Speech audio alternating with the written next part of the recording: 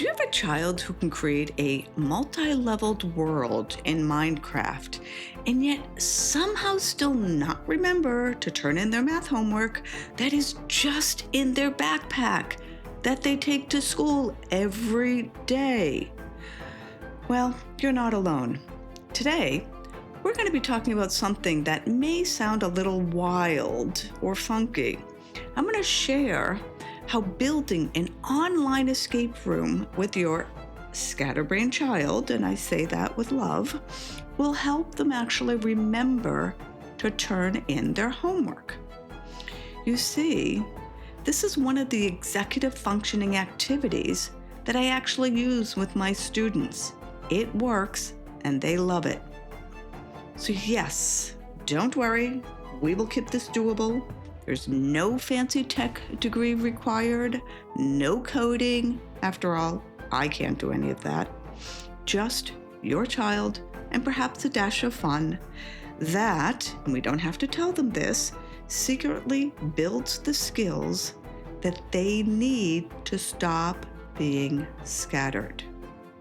And this may be one of the most practical forms of executive functioning coaching. I know, big words, I didn't invent them, that you can do at home.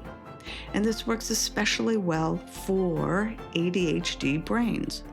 So sit back, grab a notepad, and let's get started. Well, hello, everyone. My name is Tracy Young, OG tutor extraordinaire, founder of theliteracykeys.com, and most importantly, mom of a dyslexic daughter. Welcome to my podcast, where you'll discover ways to unlock your child's reading potential. I'll share tips, strategies, and war stories that have happened along the way, because everyone deserves to be able to read. So let's get started. Well, hello, everyone, and welcome to the Literacy Keys. I'm Tracy Young, an Orton Gillingham trained ALTA certified practitioner, and I work with struggling readers, dyslexic students, and ADHD kids. Now, today's episode is an approach that is actually really powerful because it doesn't feel like work. It feels like a project, a challenge, better yet for most kids, a game. But inside that game, or whatever we want to call it, is planning, organizing, time management, flexible thinking, and follow through. You just don't have to tell your child. We'll keep it between us. Now, the words that I just threw out here, that organizing, time management, blah, blah, blah, it all falls under an umbrella term that's known as executive functioning skills. Now, I don't know about you, but we just called us scatterbrains, right? So, but things have changed. So we now call it, fancy term, executive functioning skills. The key issue that I see over and over again in a lot of kids, and these could be ADHD kids, dyslexic kids, I mean, the labels really aren't important. There's a need to strengthen these skills, right? They still have to be developed. But we want to do it in such a way that it actually builds confidence and doesn't feel like a chore. You don't need an extra chore. They don't need an extra chore. But there are some practical at-home executive functioning activities that provide kind of a low-pressure practice that honestly adds up over time. I say Rome wasn't built in a day. Your kid's not going to become organized in a day, but we can lay the foundation brick by brick. Now, most scattered kids are really trying. In fact, they are trying so hard that by the end of the day, they have used up every last drop of fuel energy that they had just to keep up with what everyone else seems to be doing automatically. So let's start by being honest. There are there are a few key issues that I see in scattered kids, right? Especially when they're in those tween or early teen years. Let's talk about them. The first is working memory overload. Now, I'll explain. I try not to use big words or kind of technical terms because it's not necessary. I'm talking to you, you're a parent, and it's how we would have a conversation. So, working memory. If you think of working memory as a sticky note, right, of the brain. Now, a lot of ADHD kids have smaller sticky notes. They can hold one or two pieces of information in memory, in working memory, but probably not six all at once. So when a teacher says, now write down your homework, remember the due date, take out your book, answer questions 1 through 10, and upload it into the portal. Your child's brain hears blah, blah, blah, blah, blah. It's just like that Charlie Brown cartoon where the adult is speaking. If you're not sure what I'm talking about, go search on YouTube. It's hilarious. So that's the generation that I'm from. Working memory, first thing. Another area that falls under that executive functioning umbrella, time blindness. Now, what we mean by that is these kids don't have a good sense of how much time has elapsed or perhaps how much time is going to be required to do something. They don't actually feel time the way an adult might. 10 minutes, an hour, it kind of all feels the same until it's suddenly 10:47 at night and the project is due tomorrow. And we've all been there, right? Where everyone starts panicking. And heaven forbid you need a trifold that you should have bought 3 days ago. But enough on that. The third element, shall we say, is task initiation, just getting started. And many times that is the hardest part. And it's not because they don't want to, but because starting requires a plan. And a plan requires holding steps in the mind. And holding these steps in the mind requires working memory. And we said a few minutes ago that the working memory is a smaller sticky note, right? So it's all interconnected, which kind of leads us to the next thing, organizing and prioritizing. Now, some kids can organize if you do it with them. But if you ask them to do it independently, they really don't know what to do first. Or they're not able to prioritize because they don't understand what matters most, right? And where things go. Now let's talk about another element. And this is the fifth one, emotional regulation. Now, this is the part that parents don't always connect to executive functioning, right? When your brain is working twice as hard to decode, track instructions, keep up with everyone else or what's expected of them, frustration is just under the surface. Now, sometimes in teens, what we see with that frustration comes out as a, I don't care. Well, I don't care, right? In fact, that I don't care is actually armor. It's a protective mechanism because they're overwhelmed and they're frustrated and they don't know how to end the loop. So when your child seems scattered, what in fact is actually happening is usually a skills gap.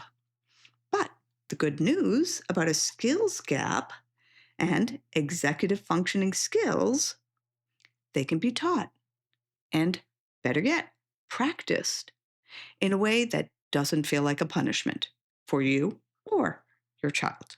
So that brings us to escape rooms. So if you've ever done an escape room, you know that there's a goal, there are clues, you have a time limit, right? And you got to keep trying things. You need that mental flexibility. If one thing doesn't work, well, then you got to try something else. Wait a sec. Isn't that just what I described under executive functioning skills? Yes, I'm so proud of myself. I'll just pat myself on the back. Building an escape room is basically a smart form of executive functioning coaching. Right? There's several reasons for this. It's motivating because kids, I found, will do hard things when they care about the outcome. Two, it's concrete. Instead of saying, well, you really need to be more organized, and we know how well that goes over, you're actually building a product that has steps in it that help, right? It's concrete. Now, it's naturally structured because building an escape room requires logic, sequences, and planning. All the things that we want them to practice. It's flexible in that it can work for a 9-year-old, it can work for a 16-year-old. And best of all, it creates a safe struggle because mistakes are expected, and that's the whole point of the exercise. Right? Now, if you're thinking, okay, sure, my kid could barely finish their homework. So, how in the world are we going to build an escape room? Ha, ha, ha. I hear you. Think of it this way. We're not actually going to Mars yet. That's another topic, right? We are simply building a digital puzzle, and we're using tools that are out there. Think of it like a Lego set, maybe a digital Lego set, right? We are not making the bricks. They're out there. We're simply snapping them together and wrapping it up with a pretty bow. Okay, so let's roll up our sleeves and make this doable. Here's what you need to do. First, you need to plan on no more than 4 to 6 sessions to accomplish this. Each session should be about 15 minutes, 20 max. Do not try to cram this in all at once. Even if they love what they're doing and they want to keep going, stop them. All right, because this is something that is more effective when it's built up over time. It's like an analogy for me. I love to cook. It's like a savory stew. It needs to simmer over time in order to absorb the flavors. Or if you are making spaghetti sauce from scratch, if you've ever tasted it after half an hour, it's not the best. It has to sit slow cook for 3 hours, and then it's yummy. All right. So let's talk about a structure, all right, and some platforms that we can use. The first thing you want to do, step 1, choose the story. You are going to do this in the first session. You're going to start with the theme that your child selects. So, for example, break out of the principal's office, find the missing dragon's egg, stop the villain from deleting everyone's homework. Have them select a theme, right? Now, your job as the parent is to be an assistant. You are not the director. They are. But you want to ask the questions and maybe even be the scribe in which you write everything down. What's the setting? What's the goal? What happens if the player fails? And what is the final prize? You want to write a 1-sentence mission statement for the theme. For example, it could be, player must solve 4 puzzles to unlock the code and escape the haunted principal's office before the clock strikes midnight. That sentence will become the anchor when your child's brain wants to wander into 9 other side quests. And oh boy, trust me, this will happen. So by taking a little bit of time in the beginning and writing that mission statement as a one sentence, you'll be able to point to it later on in the future and say, All right? So it is going to help us later on. Step number 2. This happens, let's say this is probably the second session. Now, this is where your executive functioning coaching is going to start to show up. You are going to draw a simple flow chart. Use paper or a whiteboard, keep it visual. Clue 1 leads to code, leads to clue 2, which leads to maybe a password, which leads to clue 3, which leads to a link, right? And then final unlock. So you're going to detail the different steps that the person going through the escape room needs to get through in order to reach the final destination. Okay, you need to decide how many puzzles, right? As I mentioned earlier, start with 3, not 12. They're going to want 12, start with 3.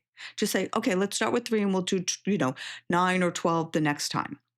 You need to figure out what type of puzzles. Are you doing riddles, word searches, mathematical formulas, simple ciphers, right? Like a Caesar's shift.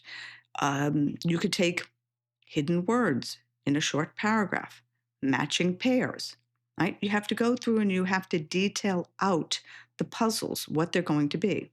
Now, let me just suggest if your child is dyslexic, please keep the reading demands reasonable. Use pictures, audio clues, right? Build in the support so it doesn't become an exercise in frustration. Let's now talk about step 3. You're going to pick the platform. This is the third session. Remember, each session is approximately 15 minutes. So what you're going to do, there are a couple of them that you can use. Genially, and there are a couple of them that you can choose from, and I will post them in the show notes. One is Genially, genially.com. Another one, roomescapemaker.com. This is the one that I use. You could also simply use Canva or Google Slides, right? In which each slide is a room, and then the correct answer unlocks the next section. Right?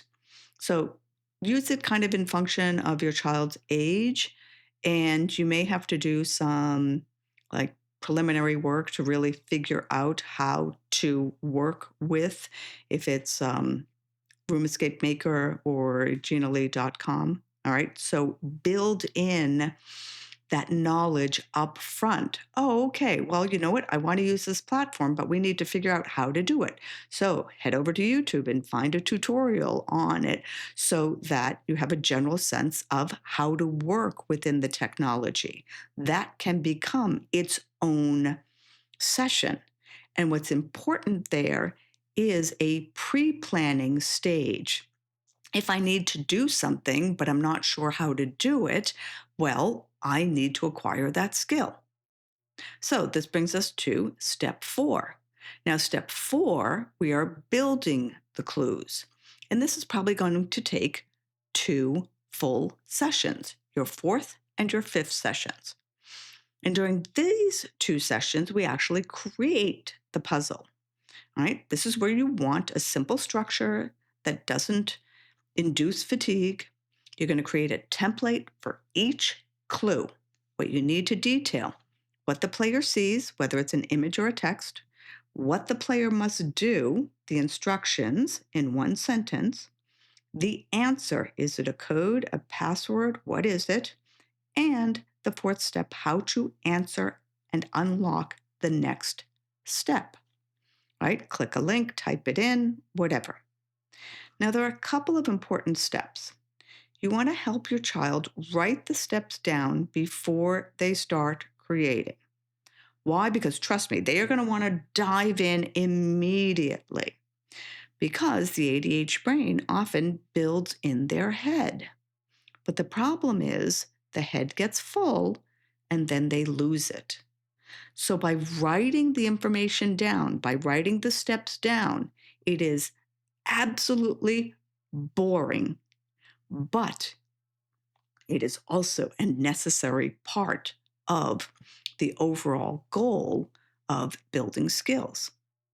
Right? Your kid's going to protest. I know what I'm doing, right? I don't need to write it down. To which you are going to reply, great, we're still going to write it down. You tell me and I'll write it down so that future you doesn't have to hold it all in your brain. We can refer to the paper. Remember, you're providing executive functioning coaching, but you're not calling it coaching. Okay, now we're up to step 5. And this happens generally around the 6th session. You're going to test and revise. You're going to have someone play it. A sibling, a cousin, a neighbor, another parent. You're going to take notes. Where did the player get stuck? Were the directions unclear? Was there a puzzle that was either too easy or too hard?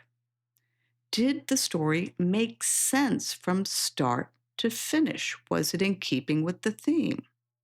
Now, revision is the goal here, and it's an important executive functioning skill.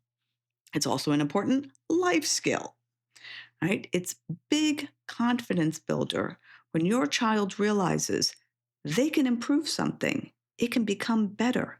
It might not be perfect, but it's not horrible either. And that's the ideal scenario.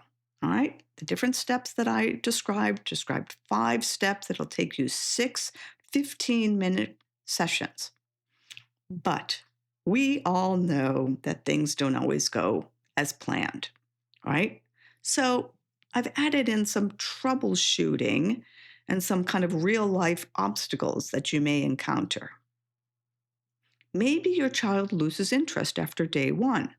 No, not my child, you would say. Never, right? So what that can suggest is that there are too many tasks and they're getting overwhelmed. What you need to do in that instance is break it down, make it smaller, right? A 2 to 3 step escape room still counts on building the practical skills that we are providing. Now, if you see or feel that your child is getting overwhelmed and, importantly, beginning to melt down, all right, then you need to reduce their cognitive load. Everything in the front brain, it's just way too much. What you want to do, you're going to give them 2 choices instead of the 5 or 6 that they want.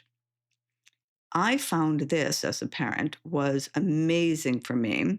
Use an egg timer for a short work sprint. You set it, it's like, one of the white ones that you get for cooking. You turn it and then turn it back to 5, 7 minutes, right? And then once it dings, you take a break, take a movement break, step up, move around, come back to it for another 7 minutes. Now, if you're seeing your child argue the whole time, maybe try shifting roles. Let your child be the boss. You get to be the intern. That allows you to ask for instructions. Oh, can you please explain to me what I need to do? Right? And best of all, make some mistakes on purpose. Let your child correct you, right? It gives them confidence. It gives them confidence without you having to say anything. Now, the other extreme. How about if your teen thinks that this is a dumb idea? Rebrand it. Call it a mystery mastery or a digital puzzle challenge. Right? Let them choose the theme and the audience.